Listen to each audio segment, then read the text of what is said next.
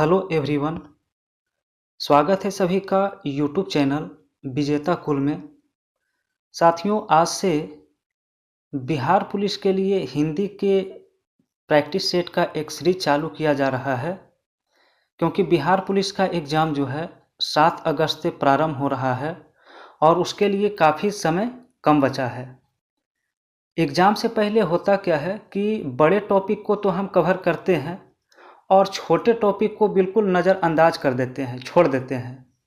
और इसका परिणाम होता है कि एग्ज़ाम में अगर वही टॉपिक छूट जाता है तो या तो रिजल्ट में या मेरिट में दिक्कत होता है। इसलिए यदि आप छोटे टॉपिक को भी कवर करके चलेंगे तो एग्ज़ाम में बहुत ही बेनिफिशियल होगा। तो यदि आप इस चैनल पर नए हैं तो इस चैनल को सब्सक्राइब कर लें, क्योंकि प्रतिदिन हिंदी का एक टेस्ट पेपर सॉल्व कराया जाएगा। आप यदि एग्ज़ाम से पहले इस टेस्ट पेपर को अटेंड कर लेते हैं, क्वेश्चन को याद कर लेते हैं, तो शायद हिंदी का क्वेश्चन एग्ज़ाम में आपसे नहीं छूटेगा। तो आइए फर्स्ट क्वेश्चन के साथ वीडियो की शुरुआत करते हैं। और हाँ, वीडियो की शुरुआत करने से पहले बता दें कि आप अपने मोबाइल के स्क्रीन मोड को फुल स्क्रीन में कर लें ताकि क्वेश्चन स्पष्ट दिखाई दे। तो हमारा क्वेश्चन नंबर फर्स्ट है, दिए गए वाक्यांश के लिए एक शब्द दीजिए। क्वेश्चन है कि जो उपकार को ना मानता हो उसे क्या कहेंगे। ऑप्शन है कृतज्ञ, कृतधन, कर्मठ या कर्मज्ञ। तो इसका प्रश्न का राइट आंसर जो होगा ऑप्शन बी होगा, कृतधन। क्वेश्चन नंबर सेकेंड है, सही वर्तनी वाले शब्द का चयन करें। सही वर्तनी यानी रसोईया जो लिखा गया है इसको सही से कौन लिखा गया है चारों ऑप्शन में, ये छांटना है। तो इस प्रश्न का जो राइट आंसर होगा वो ऑप्शन ए होगा, रसोईया। क्वेश्चन नंबर 3 है कि विलोम शब्द बताना है। सुधा, सुधा का विलोम शब्द।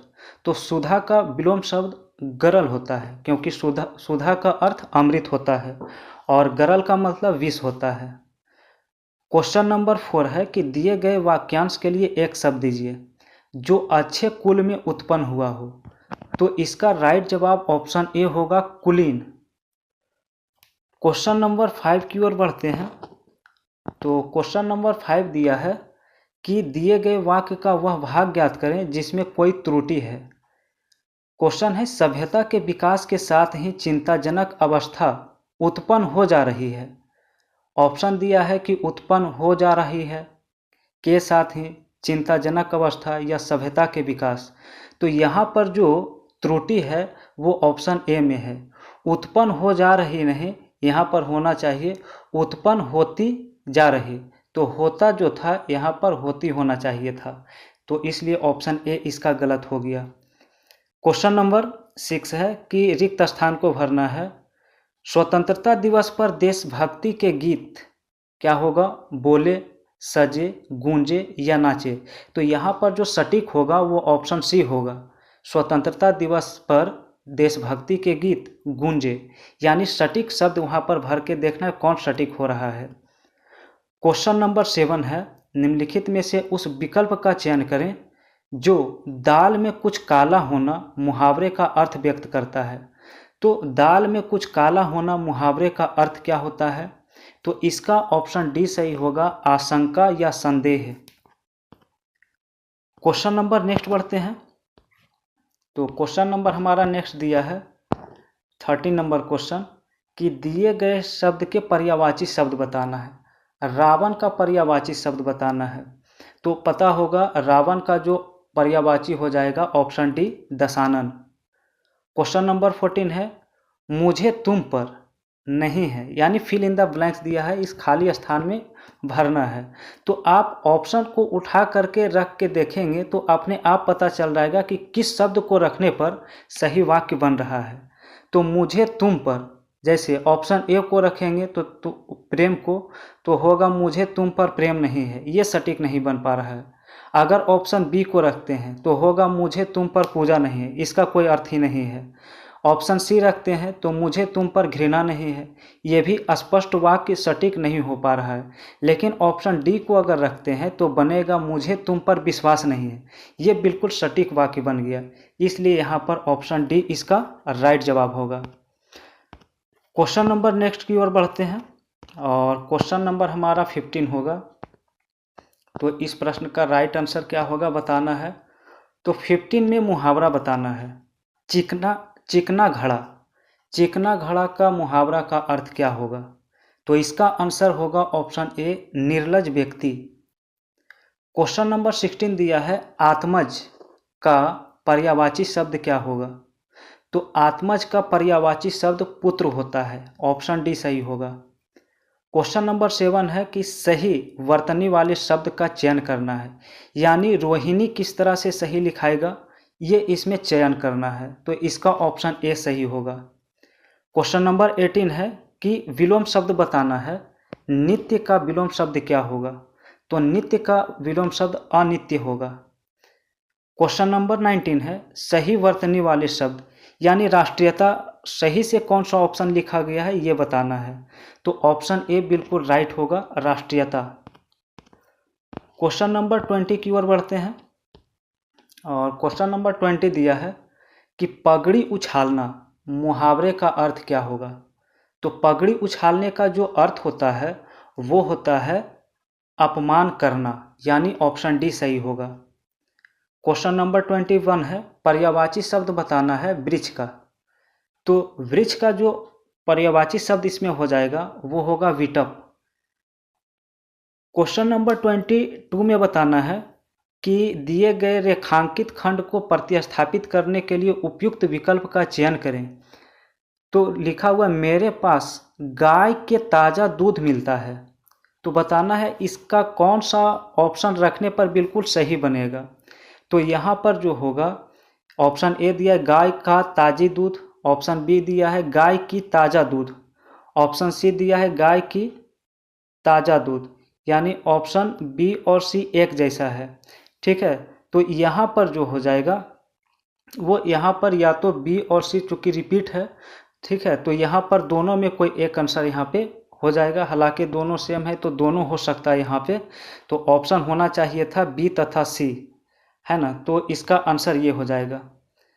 क्वेश्चन नंबर नेक्स्ट बढ़ते हैं 23 की ओर। तो 23 दिया हुआ है कि विलोम शब्द बताना है सृष्टि, सृष्टि का विलोम शब्द। तो सृष्टि का विलोम शब्द प्रलय होता है। क्वेश्चन नंबर 24 है जिसकी कोई संतान ना हो उसे क्या कहेंगे? तो उसे ऑप्शन सी सही होगा, निसंतान कहेंगे।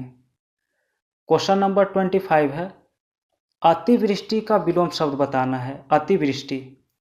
तो इसका ऑप्शन डी सही होगा, अनावृष्टि। क्वेश्चन नंबर 26 है भौरा का पर्यायवाची शब्द बताना है। तो इसका आंसर जो हो जाएगा वो ऑप्शन सी सही होगा, मधुप। क्वेश्चन 27 है जो नया जन्मा हो उसे क्या कहेंगे? तो इसका राइट जवाब ऑप्शन बी होगा, नवजात। क्वेश्चन नंबर 28 दिया है रिक्त स्थान को भरना है, पहले देखो फिर सड़क पार करो। अब ए से डी तक के ऑप्शन को आप बारी बारी से रखेंगे तो इसका एक ही ऑप्शन बिल्कुल सटीक मिलेगा, ऑप्शन ए, पहले दाएं बाएं देखो फिर सड़क पार करो, यानी ऑप्शन ए सही हो जाएगा। क्वेश्चन 29 है पल्ला झाड़ना, इसके मुहावरे का अर्थ बताना है। तो पल्ला झाड़ने का अर्थ होता है पीछा छुड़ा लेना, यानी ऑप्शन ए सही होगा। क्वेश्चन 30 है सही वर्तनी वाले शब्द चुनना है, यानी एकादशी लिखा गया है तो सही से कौन लिखा है? तो ये जो लिखा गया ऑप्शन डी सही लिखा गया है। क्वेश्चन 31 है किसमें समासिक पद है? तो इसका ऑप्शन बी सही होगा, दिवारात्रि। क्वेश्चन 32 है संगम का संधि विच्छेद क्या है? तो संधि विच्छेद जो इसका हो जाएगा वो ऑप्शन बी सही होगा, सम जोड़ गम। क्वेश्चन नंबर 33 है निम्नलिखित में कौन सा शब्द वृद्धि संधि का उदाहरण नहीं है?